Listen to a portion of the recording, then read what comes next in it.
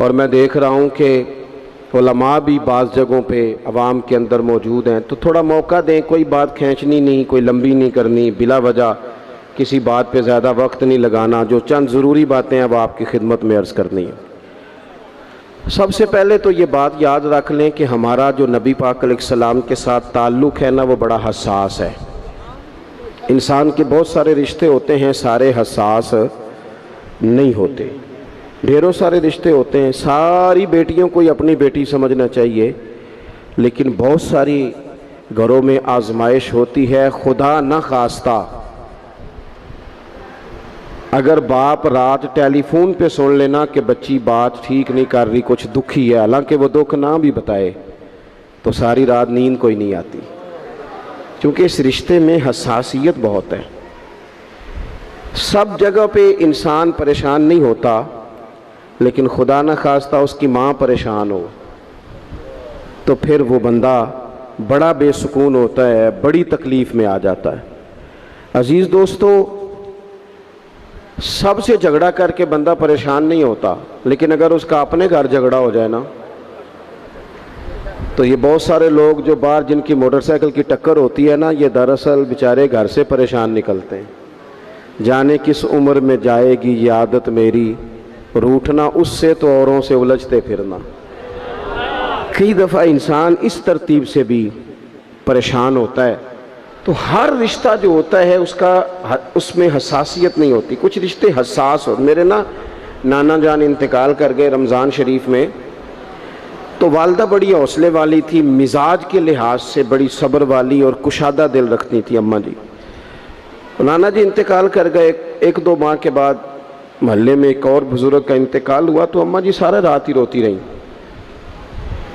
तो मैं घर में था नहीं, वापस आया तो बच्चे घर वाले बाकी के मुझे बताने लगे कि अम्मा जी पहले ही मरीज़ हैं, तो अब वो चुप नहीं कर रही, तो आप ज़रा उनको कहें। मैंने कहा अम्मा जी आदत हो गई है, पहले तो ऐसा नहीं था। तो मेरी वालदा ने अपने लहजे में मुझे जवाब दिया, कहने लगी पुत्र पहला ये दुख नहीं सी ना लगा। फिर फरमान लगियाँ किसी ने पुत्रा कदों कोई रोंदा है, वो तो अब वो किसी का बाप गया तो हमें तो अपना याद आया है। कुछ रिश्तों में हसासियत ज़्यादा। नौजवान मेरी बात पर गौर करें, ये हमें सारा कुफ्र कहता है, सारे मुशरिक कहते हैं, ताने देते हैं कि मुसलमानों तुम हुजूर के नाम पर इतने जज्बाती क्यों होते हो। तो हम उन्हें बताते हैं कि रिश्ते सारे ही हैं, पर हमारा नबी पाक से जज्बाती रिश्ता है। और इस रिश्ते की हसासियत कुरान पाक ने इन लफ्ज़ों में बयान की कि अन-नबी औला बिल मुमिनीन मिन अनफुसिहिम। फरमाया ये जो नबी है ना, ये मोमिनों के उनकी जानों से भी ज़्यादा करीब है। ये ज़्यादा कुर्बत है, इस रिश्ते में हसासियत है। और नबी पाक अलैहिस्सलाम का उम्मत से ताल्लुक़ किस तरह का है, अजीज़ुन अलैहि मा अनित्तुम। फरमाया मुश्किल में तुम पड़ो तो तकलीफ मेरे महबूब को होती है। ये कभी अम्मा कहती थी ना कि बेटा खा ले तो माँ का भी पेट भर जाता है, तो लोग कहते थे ये शायराना बात है। ये लोग तनकीद करते थे ये कैसे हो सकता है, किसी की तकलीफ किसी को हो। लेकिन कुरान ने इस मजमून को खोल दिया। फरमाया एक रिश्ता तुम्हारा ऐसा भी है कि अजीजुन अलैहि मा अनित्तुम, मुश्किल में तुम पड़ते हो, गिरा मेरे महबूब पे गुजरता है। हरीसुन अलैकुम, फरमाया करीम तो तुम्हारी भलाई चाहने में जल्दी करते हैं। अबिल मोमिनीना रऊफुर रहीम, वो मोमिनों पे रऊफ भी हैं और रहीम भी हैं। नौजवानों गौर से सुनना मेरी बात, आपको ना इस मजमून की दर्जनों हदीसें मिलेंगी कुतुब अहादीस में, दर्जनों। हुजूर फरमाते मेरा जी चाहता था। जब किसी काम को मेरा और आपका जी चाहता है तो फिर हम परवाह नहीं करते, मन की मर्जी पूरी करते हैं। सही कह रहा हूँ? यानी मेरा जी चाहता है तो फिर मैं वो काम छोड़ जाऊं? हुजूर फरमाने लगे मेरा जी चाहता था हर वुजू के साथ मिसवाक जरूरी करार दे दूं, जी चाहता था, लेकिन तुम्हें तकलीफ होगी लिहाजा मैं इसे जरूरी करार नहीं देता। फरमाने लगे मेरा जी चाहता था कि मैं देर से इशा की नमाज पढ़ाऊं, लेकिन इसलिए नहीं पढ़ाता कि तुम्हें तकलीफ होगी। फिर फरमाया मेरा जी चाहता था कि मैं अपनी पूरी उम्मत पर तहज्जुद की नमाज जरूरी करार दे दूं, फिर हुजूर करार क्यों नहीं दी? तो बात का मफहूम ये बनता है कि हुजूर फरमाने लगे, मैंने अपनी चाहत नहीं देखी, तुम्हारी नींद देखी है, तुम्हें तकलीफ होगी। हजरत सैयदा आयशा सिद्दीक़ा फरमाती हैं, सही हदीस में मौजूद है, फरमाती हैं हुजूर को उम्मत के हक में दो बातों का इख्तियार दिया जाता ना, कि या रसूलल्लाह ये वाली चीज़ आपकी उम्मत पे ज़रूरी कर दी जाए या ये वाली, तो सैयदा फरमाती हैं जो चीज़ ज़्यादा आसान होती हुजूर उम्मत के हक में उसे इख्तियार करते, उम्मत पर मुश्किल ना आए। हसासियत, उम्मत के हक में नबी पाक के दिल में हसासियत। यहां तक बात आ गई कि हुजूर फरमाते हैं मैं इमामत कर रहा होता हूं, दिल करता है लंबी नमाज पढ़ाऊं। नमाज किसकी इबादत है? दिल करता है लंबी पढ़ाऊं, लेकिन फरमाया फिर किसी बच्चे के पीछे से रोने की आवाज आती, मैं नमाज मुख्तसर कर देता हूं कि उसकी मां नमाज में शामिल है या घर में से कोई शामिल है तो तकलीफ ना हो। हुजूर हर जगह उम्मत के हक में नरमी करते, आसानी प्यार करते। उम्मत की बात आती, हुजूर ने जब लश्कर रवाना किए, काफिले भेजे जिहाद के लिए या कुछ लोगों को बाद सूबों पर बतौर गवर्नर तायिनात फरमाया, तो फरमाया लोगों को खुशखबरियां देना, लोगों को खुशखबरियां देना, परेशान ना करना, लोगों पर आसानी करना, उन्हें मुश्किल में ना डालना। हुजूर उम्मत पर आसानी करते, क्यों? इस रिश्ते में हसासियत है। जब कुरान मजीद की वो आयात नाजिल हुई ना जिनमें सख्त अहकामात हैं, तो महबूब कई दिन रोते रहे अपनी उम्मत की इस तकलीफ में कि ये दोज़ख में जाएंगे। कई दिन तक हुजूर ने आंसू बहाए। सारा कुछ जानने वाले रब ने पैगाम भेजा, हजरत जिब्रील हाजिर बारगाह हुए, या रसूलल्लाह रब फरमाते हैं परेशान क्यों है? कहा अल्लाह ने सख्त हुक्म दे दिया है, उम्मत कमजोर है, कैसा पूरा करेगी? अल्लाह करे आपकी पूरी तवज्जो हो जाए मेरी बात पर, आमीन तो कह दें, आमीन तो कह दें यार। अल्लाह करे आप पूरे जाग जाएं और मेरी बात आप गौर से सुने, तवज्जो करें।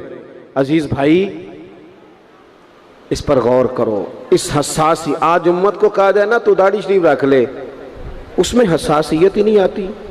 वो कहते हैं पीर साहब आप दुआ करें, तो मैं कहता हूं जब आप तनख्वाह लेने गए थे तब तो नहीं दुआ करा के गए थे। उस वक़्त भी कहना था मुश्किल हो रहा है बैंक तक जाना, तो मैं तो नहीं जा सकता, दुआ कर दें। जब आप माल हासिल कर रहे थे किसी जगह थे, वो तो बड़ी आसानी से आपने ले लिया, और दाढ़ी के लिए पहले आपको वजीफा दिया जाए, दुआएं की जाए, आपके लिए चिल्ला किया जाए, फिर आप सुन्नत शरीयत की तरफ आएंगे। हसास रिश्ता, रसूल कायनात आंसू बहा रहे हैं, किस तरह ये उम्मत हिसाब देगी अल्लाह के हुजूर? कैसे? बड़ी काहिली है हमारे अंदर, बड़ी सुस्ती है, हम बड़ी आजमाइशों में। हुजूर जानते हैं जब महबूब कई दिनों तक रोए, अल्लाह करे उम्मती भी कभी कभी हुजूर की याद में रोए।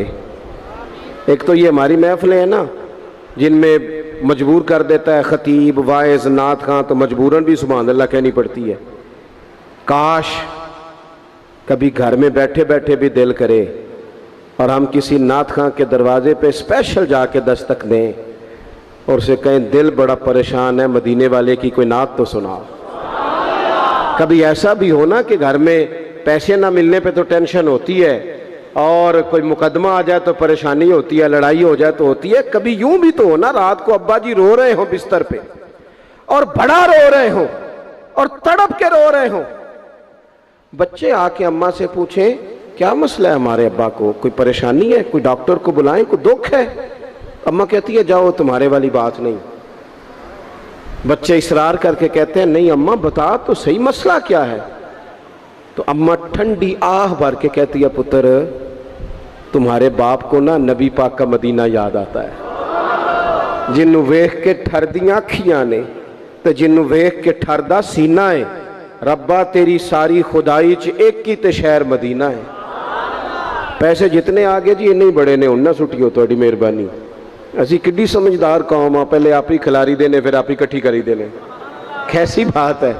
गौस पाक की महफिल में लोग बंदे गिनते थे, तौबा किस किस ने की। हमारी महफिलों में लोग नोट गिनते हैं और स्पेशल बंदे रखे हुए नोट गिनने के लिए। बस करें यार, छोड़ दें, बड़ा हो गया ये काम हमारी। सुने जी, सुने, अल्लाह खुश रखे, अल्लाह आपको खुश रखे। और मेरे भाई अल्लाह जज़ा दे। सुने, हमें जो कुछ दीन ने दे दिया वो हमारी औकात से पहले ही बड़ा ज़्यादा है। तो ये नोट छोड़ तो ये तो बात ही पीछे रह गई है। सानू तख्त हज़ारे दी लोड़ की है, नाले की लगे शहर बमोल दे नाल, असी अपनी बाल के सेकने आ, सानू की लगे किसी और दे नाल। ये छोड़ दें ये काम, ये कोई इतना मुनासिब नहीं लगता। अल्लाह जज़ाए खैर दे। आप तवज्जो करें क्या अर्ज़ कर रहा हूँ। तो शदीद हुजूर सैयद आलम सल्लल्लाहु अलैहि वसल्लम रो रहे हैं आजमाइश में। उम्मत की आजमाइश को देखकर हुजूर रो रहे हैं कि उम्मत आजमाइश में। हज़रत जिब्रील ने जाके अर्ज़ की, या रसूलल्लाह वो जो ख़ास हसासियत है ना हुजूर की तबीयत में उम्मत के हक़ में, उसके लिए हुजूर रो रहे हैं। तो रब करीम ने क्या पैगाम दिया? कहा कह दो महबूब से जाके, वाला सौफ युती का रब्बु का फतरदा, महबूब रब आपको इतना देगा कि आप अपने रब से राज़ी हो जाएंगे। राज़ी किया जाएगा उम्मत के हक़ में। और हुजूर फरमाने लगे जब तक सारी उम्मत जन्नत में नहीं जाएगी मैंने राज़ी नहीं होना। हुजूर का ये रिश्ता हसासियत वाला है। और चूंकि हमारे पास तो अब हम बाज़ दफ़ा लगता है कि ज़्यादा आलिम हो गए लोग, तो हमारी दीवारों पर ना, स्कूलों की दीवारों पर अंग्रेज़ों के कौल भी अब लिखे हुए हैं। तो कई दफ़ा पूछने को दिल करता है इंतज़ामिया से कि हदीसें सारी याद हो गई हैं बच्चों को, जो तुम्हें अब कौलों की ज़रूरत पड़ गई, वो भी गैरों के अकवाल तक तुम आ गए हो। इस कौम को तुमने हुजूर के फरामीन सारे सुना लिए। ओ खुदा के बंदो, हुजूर ने तो इतना हसास करके ये रिश्ता बताया है कि बारीक बारीक नुक्ते भी समझाए। ये काम ना करना दोज़ख में चले जाओगे, ये काम करना तुम्हारा फायदा। एक एक बात खोल के बयान की। उम्मत के पास टाइम ही नहीं है हदीसें पढ़ने का, वक्त ही नहीं है।